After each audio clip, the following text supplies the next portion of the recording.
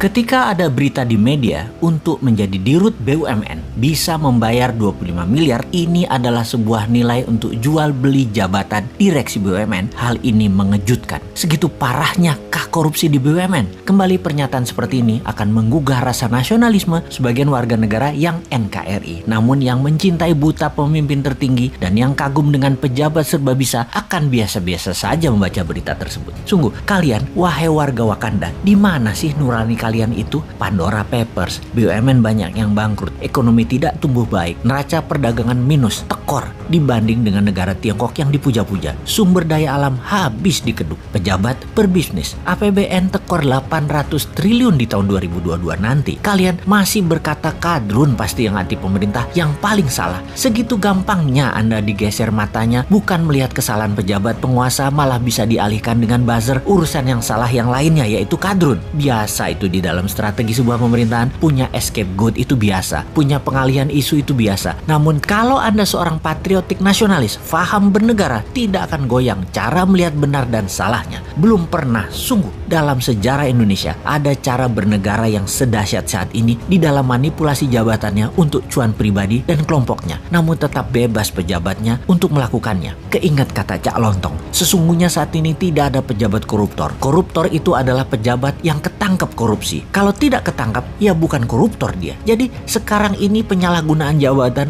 untuk memperkaya diri sendiri jangan-jangan dilakukan oleh hampir semua pejabat, dan pejabat tertinggi diam saja. Begini deh, kita semua tahu cara korupsi terbaik adalah transaksinya di luar negeri dengan proyek di luar negeri atau impor. Izin impor dan apapun yang negara impor 100% pasti ada komisi di negeri lainnya. Oleh karena itu, kita pertanyakan kalau ada yang tahu dan peduli tentang proyek IBC, Indonesia Battery Company, yang akan membeli perusahaan mobil listrik yang tak jelas juntrungannya. Secara pribadi, si Sontoloyo ini menilai akuisisi perusahaan listrik asal Jerman yang akan dilakukan oleh IBC, Indonesia Battery Corporation, tidak layak dan tegas harus ditolak rencana akuisisi ini. Maaf, siapa juga gue ya? Perusahaan tersebut yakni Street Scooter yang akan diakuisisi oleh Odin Automotive, perusahaan yang didirikan di Luxembourg. Banyak hal yang janggal dengan pembelian senilai 170 juta dolar tersebut, apalagi kalau bertujuan untuk membangun ekosistem kendaraan listrik dalam negeri. Mobil listrik itu banyak pemainnya, kenapa nggak yang nama besar sekalian? Kalau nama kecil atau nggak jelas, di dalam negeri juga banyak pemainnya. Kasih duit 2,5 triliun, langsung jalan itu perusahaan.